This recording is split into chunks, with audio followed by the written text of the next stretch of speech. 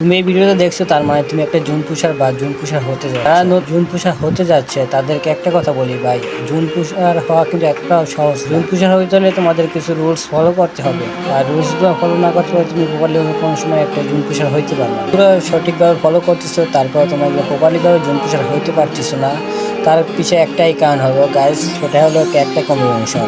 তোমরা ক্যারেক্টারগুলো ঠিকভাবে ইউজ করতে পারছো না, তার জন্য কি তোমরা সঠিকভাবে জুন পুষার হইতে পারছিস না। তো গাইস, আজকের আমি এই ভিডিওতে তোমাদেরকে দেখাবো কিভাবে ক্যারেক্টারগুলো ঠিকভাবে ইউজ করবে, বা কোন কোন ক্যারেক্টাররা তোমাদের জুন পুষ দিতে সাহায্য করবে, বা কোন কোন ক্যারেক্টারগুলো তোমাদের নেওয়া উচিত, সেটা আমি আজকে তোমাদেরকে জানাবো। বেশি কথা না বলে ভিডিওটা শুরু করা যায় গাইস।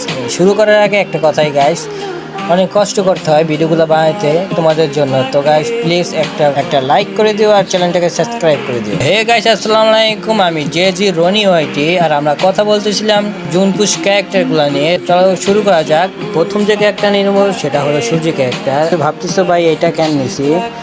ম্যাচের ভিতরে দেখবে, খেয়াল করে দেখবে, একটা টোকেনটা আসলে সম্ভবত আমাদের 200 টোকেন দেয়, আর সূর্য ক্যারেক্টার ইউজ করলে কিন্তু আমাদের একটা টোকেনের ভিতরে কিন্তু আমরা 300 পাবো।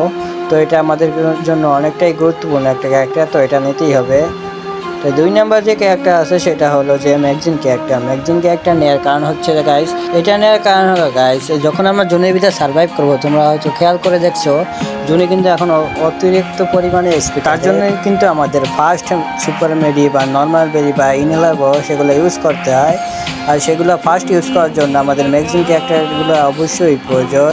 আর 3rd নাম্বারে যে ক্যারেক্টার নিব সেটা হলো অলিভিয়া ক্যারেক্টার। গাইস, অলিভিয়া ক্যারেক্টারের কাজ হলো 25% এসপি বেশি দেওয়া। মানে হলো যে তোমরা নর্মাল একটা মেডি মারলে আমাদের সম্ভবত 80 করে এসপি দেয়, আর অলিভিয়া ক্যারেক্টারের সঙ্গে নিয়ে যদি তুমি একটা নর্মাল মেডি মারো তো আমাদেরকে 105 করে এসপি দেবে। তো এটা আমাদের জন্য অনেকটা প্লাস পয়েন্ট, অবশ্যই আমার এই ক্যারেক্টারটা নিতে হবে। আর 4 নাম্বার যে ক্যারেক্টারটা আছে সেটা হলো মিশা ক্যারেক্টার।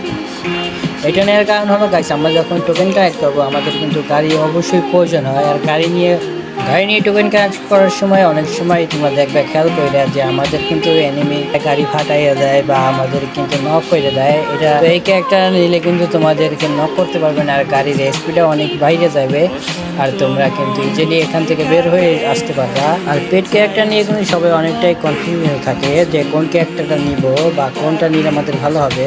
তো এইখানে আমরা নেব মনু ক্যারেক্টারটা। এটা নেওয়ার একমাত্র কারণ হলো গাইস, এটা নিলে কিন্তু এটা ইউজ করলে কিন্তু আমাদের 25% এসপি কম কাটবে, আর এটা জুন পুষের জন্য অনেকটা গুরুত্বপূর্ণ একটা ক্যারেক্টার। আর পকেট ভেন্ডিং হিসাবে কিন্তু আমরা টিসি মার্কেটটা নিয়ে যাব। আর ভিডিওটা ভালো লাগলে অবশ্যই আমাকে সাপোর্ট করো। ওরে মাটির ওপর রব না মাটি হব রে,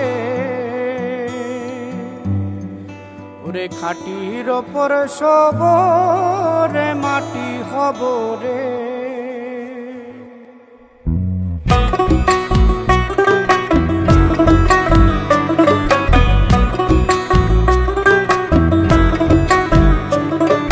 মাটির ওপর রব না মাটি হব রে, মাটির ওপর রব না মাটি হব রে।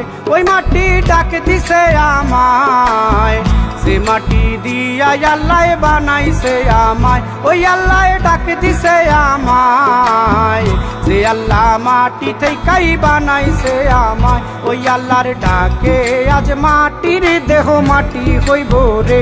ওই আল্লাহ মাফ করো আমায়, ওই আল্লাহ মাফ করো আমায়, ওই আল্লাহ মাফ করো আমায়, ওই আল্লাহ মাফ করো আমায়।